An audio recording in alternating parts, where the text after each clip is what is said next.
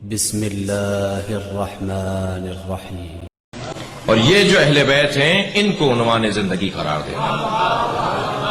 پیغمبر کے پاس گنجائش بہت تھی، اگر اللہ گنجائش نہ رکھتا، جمع کے سیغے نازل نہ کرتا تو کہہ دیا جاتا یہ تو پہلے سے طے شدہ تھا، یہ اللہ کی طرف سے طے شدہ نہیں تھا، تمہارا کردار بہت مضبوط نہیں تھا۔ سمجھے؟ مباہلے میں پیغمبر کے پاس گنجائش بہت ہے، مگر پیغمبر اکرم اپنے ساتھ کسے لے جا رہے ہیں؟ ایک ایک فرد کو لے جا رہے ہیں، اور کیا کہہ رہے ہیں کہ ہم ثم نبتہل، ہم مباہلہ کریں گے، وَنَجْعَلْ لَعْنَةَ اللَّهِ عَلَى الْكَاذِبِينَ، اور اللہ کی لعنت کو جھوٹوں پر بھیجیں گے۔ لعنت اللہ کی ہے، بھیجیں گے یہ اللہ کی لعنت کو، یہ بھیجیں گے، اور اللہ کی لعنت کو جھوٹوں پر بھیجیں گے۔ میں ایک جملہ کہہ دوں، لعنت کوئی ایٹم بم نہیں ہے، لعنت کوئی کسی بندوق کی گولی نہیں ہے، لعنت کہتے ہیں عدم برکت کو، جس کی زندگی سے برکت اٹھ جائے اسی پر لعنت ہوتی ہے،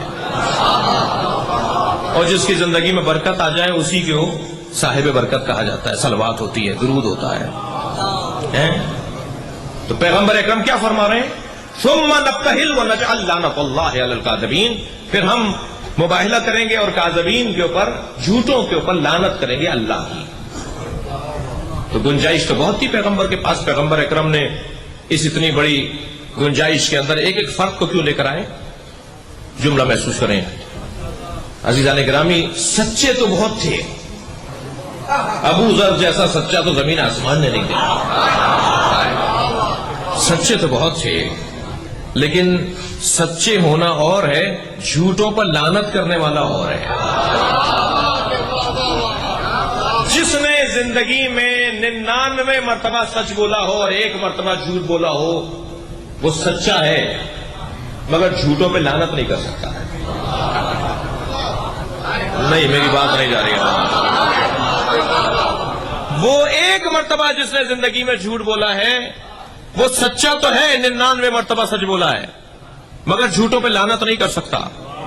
جھوٹوں پہ لعنت وہی کرے گا کہ جس کی سچائی ایسی ہو کہ تمہارے کپڑے درزی کے پاس ہیں اور رضوان جنت کپڑے لے کر دروازے پر آ جائے۔ صداقت کا یہ، سچائی کا یہ عنوان، اس گھر کی صدارت جناب سید۔ اگر آپ ہمارے لیٹسٹ ویڈیوز کے بارے میں جاننا چاہتے ہیں تو ہمارے چینل کو سبسکرائب کریں اور بیل آئیکن کو پریس کریں۔ شکریہ۔